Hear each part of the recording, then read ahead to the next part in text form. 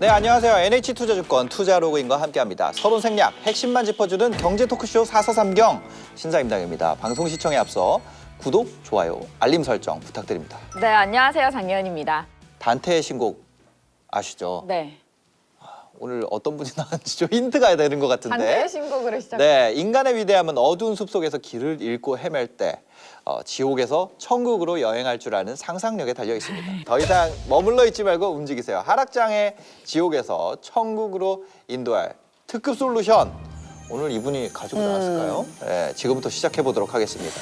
눈물 흘리고 있는 개미들을 지옥장으로부터 구원해줄 구세주 김단태라는 이름으로 더 유명하죠. 이루다 투자이름의 김동주 대표님 모셨습니다. 안녕하세요. 네, 안녕하세요. 네. 근데 진짜 요즘 너무 제 주변의 친구들도 정말 하락장이어서 진짜 내 주식 복구하기 힘들다 이런 얘기 많이 하거든요. 근데 이거 도대체 대비를 할 수 있는 방법이 있어요? 그냥 기다리는 거 말고는. 앞으로 이제 미래가 어떻게 될지에 대해서 저는 시나리오를 한번 그려보면 좋지 않을까 네. 그런 생각을 하거든요. 1번 시나리오는 오늘이 바닥일 수도 있잖아, 사실. 만약에 그런 시나리오라면 우리는 사야죠. 더 떨어지는 상황을 한번 생각을 해보면 인플레이션이 만약에 이번 하락의 주된 원인이라면 네. 대표적으로 이제 인플레이션에 좀 대비하는 자산인데 원유랑 두 개를 각각 소유하고 있는 게 기본적으로 좋은 것 같습니다. 만약 인플레이션이 아니라 다른 이슈 때문에 주가가 떨어지기 시작한 거라면 어떤 대비를 해야 될까요? 그럴 때는 그냥 일부를 그냥 가지고 있으셔도 돼요. 요즘 주식시장이 아주 버라이어티합니다. 코스피 3,000이 붕괴된 적도 있었고 뭐 왔다 갔다 하고 있어요. 그래서 많은 투자자분들이 힘들어하게 되고 좀 멘탈이 털린다고 해야 될까요? 좀 이런 시장의 요인이 뭘까요? 정리를 제가 살짝 해봤는데 네. 꽤 많아요. 이슈가 얼마나 많냐면 천연가스 유가 상승 그린플레이션 있고 중국 전력난 물류 대란 장기화 인플레이션과 미국 통화정책 정상화 스태그플레이션 논란 중국의 헝다 문제 미국의 부채 한도 델타 변이와 경기 피크아웃 그다음에 미중 무역 분쟁까지. 이게 다 합쳐져서 이런 장이 나온 건가요? 그렇죠. 이게 마치 잽 같은 거라고 생각하시면 돼요. 그러니까 네. 잽을 한 대씩 맞았는데 잽을 한 9대쯤 맞으니까 주식시장 입장에서도 정신을 못 차리는 거죠. 증시 급락의 여파로 비투를 통해서 주식을 사들인 개인 투자자들의 반대 매매 규모 또한 정말 역대급으로 커지고 있는 상황이라고 하는데요. 국내 증시가 악순환에 빠질 것이라는 우려가 있는데 이건 어떻게 보세요? 저는 사실 반대 매매는 근본적인 이슈라고 보진 않고요. 오히려 반대 매매는 약간 리액션이다. 그러니까 주가가 떨어지니까 거기에 그 반응에서 생기는 현상이라고 네. 보고 있어서 반대 매매는 그렇게 중요한 게 아니고 네. 사실은 제가 보기에는 기초 체력이 훨씬 더 중요하다. 증시의 기초 체력 그리고 인플레이션이 올지 안 올지가 가장 중요하다고 생각을 합니다. 경기 피크아웃 우려 이런 것들은 좀 문제가 되겠네요. 저는 문제는 될 수 있다고 보고는 있어요, 사실. 피크아웃 우려는. 그러니까 우리나라가 결국 더 물건을 못 팔아먹는다라는 얘기라서 피크아웃에 대한 걱정은 사실 특히 한국 주식 갖고 있는 분들 입장에서는 좀 그런 부분들은 좀 염두에 둘 필요는 있을 것 같아요. 근데 이게 보면은 코로나19 팬데믹으로 국가들 부채도 늘어나는 상황이에요. 우리나라를 보면은 이제 국가 채무가 1,000조 원을 돌파하고 심지어 미국은 뭐 국가 부도가 오는 게 아니냐 그렇죠. 그런 얘기까지 돌았었는데 국가 부채가 증시에 영향을 미치게 되나요? 결론만 말씀드리면은 국가 부채 자체는 문제가 아닌데 이자 비용이 발생을 하잖아요. 네. 그러면은 금리가 사실은 중요해져요. 기승전 금리로 가요. 그래서 국가 부채가 아무리 많아도 사실 금리가 0%야. 네. 그러면 사실 국가 입장에서는 뭐 걱정할 거 하나도 없죠. 근데 국가 부채가 많은데 금리가 1%, 5%, 10% 이런 식으로 상승하게 되면 문제가 생기는 거고 네. 증시에서 가장 많이 사람들이 신경 쓰는 게 결국에는 금리이면서 인플레이션을 네. 신경을 쓸 수밖에 없습니다. 물건의 가격이 어떻게 되느냐가 이제 인플레이션이라고 하는 거고 그다음에 금리라는 건 뭐냐면 사실 돈의 가격이에요. 만약에 물건의 가격이 천정부지 이렇게 올라가는데 금리를 같이 안 올리면 이때는 정말 재앙이 일어날 수가 있어요. 결국은 사람들이 이 국가 부채가 문제가 안 되려면 금리가 중요한데 금리가 어떻게 될지 알려면 인플레이션을 볼 수밖에 없다. 네. 결국에 기승전 인플레이션이다. 이런 게 궁금해요. 인플레이션이 구조적인가? 이거에 대해서 사실 얘기들이 많이 있잖아요. 근데 네. 아까 인플레이션이 구조적이다라는 이슈들이 좀 나오고 있나 봐요. 결론만 말씀드리면 이게 그냥 학자들 사이에서도 그냥 식지 않는 떡밥입니다. 세계에서 되게 유명한 투자자들 한쪽 사이드에서는 야, 인플레이션은 구조적이야. 이제 더 이상 돈 찍으면 안 돼. 너네들 막 부양정책, 재정정책 이런 거 하지 마. 이렇게 외치는 학자들과 투자자들이 한쪽에 있고요. 다른 한쪽에는 야 아니야. 이거 잠깐 일어난 거야. 인플레이션은 일시적인 현상일 뿐이야. 이거는 잠깐 일어나는 그냥 감기처럼 잠깐 걸리고 마는 거야라고 얘기하는 사람들도 있어서 그래서 그 인플레이션을 보는 게 중요한데 결국에 이제 우리 입장에서는 앞으로 이제 미래가 어떻게 될지에 대해서 저는 시나리오를 한번 그려보면 좋지 않을까 네. 그런 생각을 하거든요. 오늘 시간이 없어가지고 제가 세 시나리오에 대해서 가장 중요한 시나리오 3개, 가장 가능성이 있는 그렇죠, 그렇죠. 네, 첫 번째 시나리오 좀 밝은 얘기부터 좀 드리면은 1번. 오늘이 바닥일 수도 있잖아 사실. 이제부터 사실 주가는 상승하기 시작이고 오늘이 알고 보니 최저점이었어. 우리는 사실 주식을 사야죠. 이거 너무 어떻게 보면 너무 당연하죠. 네. 혹시 이제 미리 받으신 거 있어요? 아 내가 사놔야겠다 이렇게 미리 받으신 주식 같은 것들 있으십니까? 아니요. 두 분은? 네. 없으시면 저는 없고 전 있어요. 아 있으시면 그걸 사면 되고요. 여기 전문 투자자시고 후루룩 짭짭 이렇게 사면 되고요. 네. 근데 이제 그렇지 않다라고 하는 분들을 위해서 이제 ETF를 좀 말씀을 드릴 거예요. ETF라는 것도 조금 낯선 분들이 있어서 살짝만 설명을 드리면 마트에 보면 이제 과자들을 많이 팔잖아요. 네. 묶음으로 이렇게 그 테이프로 맞아요. 묶어가지고 종류별로. 묶음별로 과자가 있는 경우가 있잖아요. 골라담기. 네, 골라담기. 주식이 한 종목만 있는 게 아니고 주식이 여러 종목들이 이렇게 골라 담아서 테이프로 딱 묶어서 나오는 게 이제 ETF라고 생각을 하시면 됩니다. 일단은 추천하는 주식 ETF는 VT라는 ETF를 추천을 하고요. VT가 뭐냐면 이제 뱅가드에서 만든 토탈 스탁마켓 ETF인데 이게 전 세계 우량주들이 다 있는 ETF예요. 여기 있는 ETF 종목들을 간단히 말씀드리면 애플, 마이크로소프트, 알파벳, 아마존, 페이스북, 테슬라, TSMC, 엔비디아, 버크셔 해서웨이, JP모건. 다 있네요. 미국 외 시장에 상장되어 있는 주식들도 있습니다. 여기 지금 그림을 제가 하나 가지고 왔는데 빨간 선이 미국 외 주식 시장이고요. 네. 파란 선이 미국 주식 시장이에요. 오. 그래서 이 빨간 선이 출렁임이 훨씬 크긴 하지만 훨씬 더 좋았죠. 수익률만 봤을 때는 파란색보다 빨간색이 더 좋았잖아요. 네. 근데 이때가 언제냐면 2000년부터 2010년까지입니다. 우리가 미국 주식시장이 좋다라고 생각하는 이유는 뭐냐면 사실 네. 지난 10년만을 생각하기 때문이에요.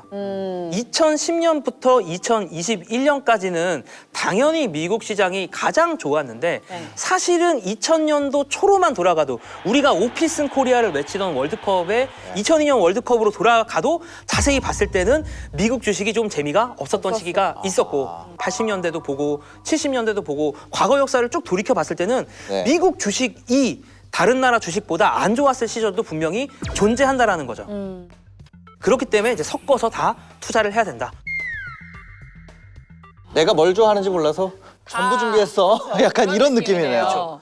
주식에 비해서 ETF는 조금 안정적이라고 할 수는 있겠네요. 네, 그렇죠. 모르는 기본적으로 분들이 하기 좋을 것 같아요. 분산이 좀 돼 있으니까 우리 시나리오 또 두 번째가 있을 거 아니에요? 두 번째, 세 번째가 있을 텐데 아까 오프레이트 얘기하셨잖아요. 맞아. 지하 그냥 지하인데 밑에. 더 지하 밑으로. 그러니까 이럴 때 어떻게 해야 돼요? 더 떨어진다고 하면 그런 상황이 있어서는 안 되지만 네. 더 떨어지는 상황을 한번 생각을 해보면 중요한 건 이거예요. 더 떨어지는 이유가 인플레이션 때문이냐 아니냐로 나눌 수가 있다고 생각을 하고요. 인플레이션이 만약에 이번 하락의 주된 원인이라면 네. 인플레이션으로부터 나를 좀 보호해 줄 수 있는 네. 혹은 인플레이션이 갑작스럽게 찾아왔을 때 확 올라갈 수 있는 그런 애들을 사야 되고 아까도 말씀드렸지만 물가가 상승하기 시작하면 기업이 사업을 하기가 힘들어지거든. 물가가 올라가다 보니까 네. 사람들도 구매력이 떨어지는 거예요, 상대적으로. 일반 사람들 입장에서도 내가 물건을 더 사고 싶은데 물건 가격이 너무 비싸니까 많이 못 사는 거고 구매력에 영향을 구매력이 받는다. 구매력에도 영향을 줄 수가 있죠. 그게 아닌 건 뭐예요, 그럼? 인플레이션인데도 잘 되는 기업. 인플레이션인데도 이제 잘 되는 기업들과 이제 그 잘 되는 것들을 좀 생각을 해보면 네. 일단은 기업으로 가보면요. 인플레이션이 왔을 때 이 네. 높아진 물가를 소비자들한테 전가시킬 수 있는 기업들이 중요하거든요. 에너지 관련된 기업들이 가장 인플레이션에서 문제가 없습니다. 그다음에 이제 필수 소비재 제품들을 만드는 필수 소비재 제품이라는 게 사실은 식음료 제품 생각하시면 돼요. 우리가 소비를 만약에 줄인다고 생각했을 때 그래도 소비를 덜 줄일 게 뭐냐라는 거죠. 식비. 네, 밥은 먹어야 될 거 아니에요. 먹고 사는 거. 네, 가장 우리 생활에 필수적인 물건들은 네. 인플레이션이 왔을 때는 좀 덜 문제가 있을 가능성이 있고 방금 제가 기업들을 말씀드렸는데 네. 다른 자산들도 있어요. 이게 다른 자산이라고 하면 좀 생소하실 수도 있는데 원자재도 간단히만 설명을 드리면 우리가 어떤 물건을 만들건 그거의 원재료가 되는 거를 원자재라고 해요. 네. 그래서 예를 들면은 농산물 네. 먹을 거 음식 만들면 다 원재료가 되잖아요. 그 다음에 뭐 금속 같은 거, 구리도 있고, 뭐 철광석도 있고 이런 것들이 이제 원자재의 대표적인 거라고 볼 수가 있고, 그 다음에 이제 에너지 관련된 거, 원유나 천연가스 이런 것들을 다 합쳐서 원자재라고 하고요. 그 다음에 또 금이 있습니다. 그래서 기본적으로 여러분들이 좀 주목을 하셔야 되는 거는 금과 더불어서 방금 말씀드린 원자재에 주목을 하시고 이런 것들도 우리가 ETF로 바로 살 수가 있거든요. 네. 그러니까 아까 제가 뭐 주식만 말씀을 드렸는데 네. 뭐 금이나 원자재를 투자할 수 있는 ETF들이 존재를 하기 때문에 그냥 그런 것들을 사시면 돼요. 네. 금사야 사야 되나 이 생각 좀 많이 했는데. 금은 어떨 때 보통 좀 오르냐면 네. 인플레이션도 강하게 오는데 경기가 좀 먹구름이 껴. 아. 막 걱정이 돼. 막 그럴 때 사 모으는구나. 그럴 때는 금이 많이 올라요. 2020년도에 보면은 3월부터 8월까지 금이 미친 듯이 올랐어요. 단순하게 말하면 뭐냐면 너무 걱정이 되는 거야, 사람들이 다. 우리 코로나 때문에 이제 지구 멸망하는 거 아니야? 매드맥스 한 편 찍어야 되는 거 아니야? 네. 아포칼립스 시작인가? 그런 걱정 때문에 미친 듯이 날아갔다가 네. 8월, 9월부터 어떤 분위기로 바뀌냐면 백신이 이제 나온다. 아하. 코로나 우리가 이제 이기는 거 아닌가라고 하면서 8, 9월부터 분위기가 완전히 바뀌어서 8, 9월부터 이번 달 근처까지는 금이 사실 재미가 없었어요. 왜 재미가 없었냐면 금은 뭔가 세상이 좀 밝아지는 것 같고 이제 좀 문제를 다 해결할 수 있을 것 같아. 이런 느낌으로 가면은 금은 좀 별로 재미가 없어요. 근데 이제 원유는 좀 거꾸로예요. 그러니까 둘 다 인플레이션에 강한 자산인데 원유가 조금 재밌는 건 경기가 안 돌고 막 걱정되고 막 무섭고 이러면은 이제 공장도 더 못 돌리겠다. 이제 교역도 좀 많이 못 하겠다. 네. 그러면은 누가 원유를 필요로 하겠어요. 그러다 보니까 원유 가격이 거의 곤두박질 치다가 또 경기가 재개되는 거 아니야? 백신 나오고 그럼 우리가 교역도 더 많이 하고 자 이제 코로나는 끝나겠구나라고 생각을 하니까 그럼 공장도 다시 가동이 잘 되겠네? 그럼 원유를 줍줍해야겠다. 라고 하면서 이제 원유를 많이 사기 시작해서 원유 가격이 이제 많이 올랐죠. 만약에 인플레이션이 아닌 다른 이유로 떨어진 거라고 하면 채권이나 현금을 좀 보유하고 계시는 게 좋다라고 말씀드릴 수가 있을 것 같습니다. 우리가 지금 다 인플레이션만 보고 있어서 많이들 어떻게 보면 생각을 안 하시는 부분이기도 한데 사실 주가가 하락을 하기 시작했는데 다른 이슈가 생길 수도 있어요. 인플레이션 이슈가 없으면 정부는 보통 어떻게 하냐면 그냥 돈 찍어서 방어해요. 지금까지 20세기에서의 정부들의 문제 해결 방식, 네. 금융 문제가 생기고 경제 문제가 생기면 미국은 보통 어떻게 해결했냐면 돈 찍어서 문제 해결했어요. 돈을 일단 찍으면 돼. 야, 써줄게. 달러 여기 있어. 이렇게 해서 해결을 했을 때는 어떻게 되냐면 금리가 더 내려갈 수가 있어요. 어허. 그래서 반대로. 금리가 지금 뭐 미국 금리가 거의 제로에 가깝고 기준 금리는 제로에 가까운데 사실은 좀 그 뭐 10년 만기 미국 채권이나 뭐 30년 만기 미국 채권 이런 것들은 제로는 아니거든요. 이런 건 여전히 금리가 뭐 1.5% 2% 이상이기 때문에 그럴 때는 채권을 가지고 있는 게 유리할 수도 있어요. 근데 만약에 채권을 사는 게 내가 영 찝찝하다. 금리도 제로인데 내가 왜 채권이야라고 생각을 하면 현금을 일부를 그냥 가지고 있으셔도 돼요. 다른데 돈이 딱히 갈 데가 없으니까 그냥 현금을 일정 부분 그냥 비축해 놓자. 그러니까 요는 뭐냐면 내가 생각하는 미래 시나리오에 따라서 오늘 말씀드린 자산들을 퍼센테이지별로 그 확률에 따라서 배분할 수가 있다는 거죠. 그냥 다 사야 되는 거 아니야? 이 정도면? 뭔지 모르면. 왜냐면은 여기서 다 사는 자산운용사 하고 있고. 제가 다 사는 걸 하거든요. 제 컨셉이 다 사는 거거든요. 그러니까 계속 들어보니까 여기 다 사라는 것 같은데. 다 사라는 겁니다. 네, 그쵸? 맞아요. 그러면 요즘의 상황에 맞춰서 이 질문을 좀 해볼까 해요. 네. 직종별로 하락장에 대응하는 방법이 다르다고 들었는데 어떤 식으로 좀 차이가 있나요? 결국에는 이제 내가 어떤 직업을 가지고 있느냐에 따라 저는 되게 투자하는 방법이 달라져야 된다라고 생각을 하는데 예를 들어서 현금 흐름이 안정적이야. 그런 분들은 저는 훨씬 더 공격적으로 투자해도 된다고 생각합니다. 아하. 그러니까 그런데 만약에 내가 프리랜서고 네. 내 직업이 언제 어떻게 사라질지 몰라. 그런 분들은 조금 더 안정적으로 가는 게 맞겠죠. 아무래도. 그래서 기본적으로는 뭐냐면 집중 투자를 할 거냐 네. 분산 투자를 할 거냐의 영역이거든요. 네. 내 직업이 안정적이고 그래서 시간을 많이 쓸 수 있어. 네. 그런 사람들은 집중 투자. 근데 시간이 없어 내가. 하루하루가 너무 바쁘고 내 직업이 언제 어떻게 될지 몰라. 그런 분들은 오늘 얘기한 것처럼 이제 분산을 하시면 좋은 것 같고요. 아니 근데 시간이 없는 사람들도 그냥 우량주 하나만 넣으면 되는 거 아니에요? 그럼? 그런데 이제 이게 우량주의 함정이 뭐냐면 우량주는 지금 우량주가 사실 뭔지 모르고 지나고 나서야 우량주가 뭔지 알 수 있어요. 그러니까 우리가 우량주라고 생각하는 거는 되게 결과론적이기 때문에 이 우량주를 선택하는 것 자체가 너무나도 힘든 결정이다라는 거죠. 지나고 나서밖에 모릅니다. 닥터 스트레인지가 아니면 모른다는 겁니다. 이게 국내 증시가 계속 급락을 하니까 저는 오히려 떨어질수록 더 사면 되겠다라는 생각을 하는데 저처럼 생각하시는 분들이 많더라고요. 이거에 대해서는 어떻게 생각하세요? 한국 증시와 미국 증시를 비교했을 때 지금 한 6개월 정도를 봤을 때는 네. 말이죠. 한국 증시가 미국 증시보다 좋을 게 딱히 없는 상황이라고 솔직히 생각해요. 아, 그러니까 예를 들면 둘 다 좋아도 미국 증시가 좀 더 좋을 것 같고 둘 다 안 좋아도 미국 증시가 조금 덜 안 좋을 것 같아요. 네. 그렇게 생각하는 이유들은 기본적으로는 뭐 흔히 말하는 피크아웃 같은 거죠. 코로나가 터지면서 사람들이 집에 물건들을 다 주문했어. 뭐 아이패드도 주문하고 컴퓨터도 주문하고 TV도 주문하고 그래서 살 것들을 지금 다 땡겨서 산 거야. 이런 물건들을 주로 만드는 나라가 전자기기 주로 만드는 나라가 어디일까요? 코리아거든요. 한국의 성장이 약간 최근에 한 6개월 정도 좀 땡겨서 성장을 좀 갑자기 빠르게 성장한 거죠. 그렇죠. 사람들이 이미 물건에는 어느 정도 소비를 했기 때문에 물건에는 이제 좀 소비를 좀 덜 할 수밖에 없고 맞는 것 물건에 덜 소비를 하면 그 남는 돈이 어디로 가냐면 결국에 서비스로 갈 수밖에 없고 서비스라는 게 뭐냐면 코로나가 좀 어느 정도 정리가 되고 나면 우리가 밖에 나가서 음식도 먹을 거고 여행도 갈 거고 관광도 갈 거고 이걸 조금 더 있어 보이는 말로 경기 뭐 리오프닝 주다. 사실은 한국보다는 미국에 좀 더 많아요. 미국. 네, 미국이나 유럽에 좀 더 많기 때문에 아하. 한국보다는 미국, 유럽을 조금 더 긍정적으로 보고 만약에 한국 주식 투자하실 거면 올 여름이 시작되기 전까지만 해도 처음에 백신을 맞으면서 야, 백신 맞으면 코로나 다 끝나. 그때 항공주, 여행주 관련된 것들이 그때 다 올랐어요. 여름 들어가기 전에 다 이렇게 오르고 근데 코로나가 안 끝나네. 그러니까 당장은 마스크 좀 더 쓰고 있어야 될 것 같고 전 세계적으로 당장 여행하기가 좀 애매하다는 걸 깨달으면서 그때부터 다시 또 흘러내렸어요. 리오프닝 종목들이. 네. 여러분들이 좀 보실 때 지금 고점인 리오프닝 종목들은 전 조금 애매할 수 있는데 그런 한번 기대를 받았다가 좀 많이 흘러내린 것들은 그러니까 주가를 한번 보시면 좋을 것 같아요. 네네. 그런 것들은.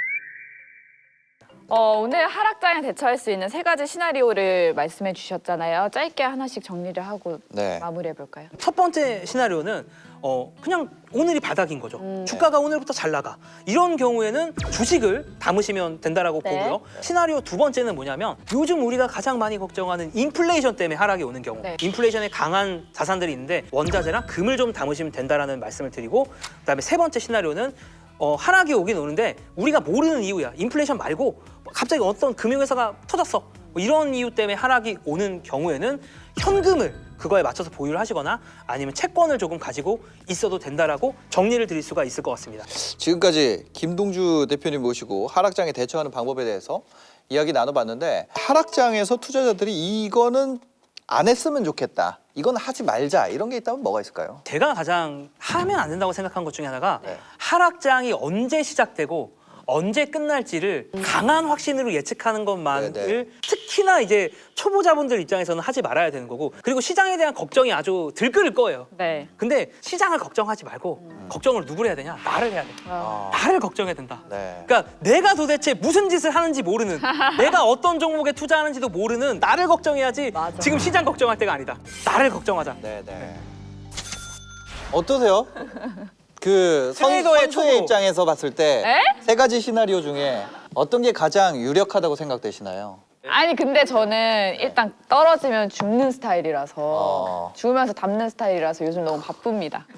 알겠습니다. 빨리 끝내요. 마지막으로 구독, 좋아요, 알림 설정, 댓글까지 부탁드리면서 오늘도 시청해 주셔서 감사합니다. 네, 감사합니다. 빨리 보세요. 네.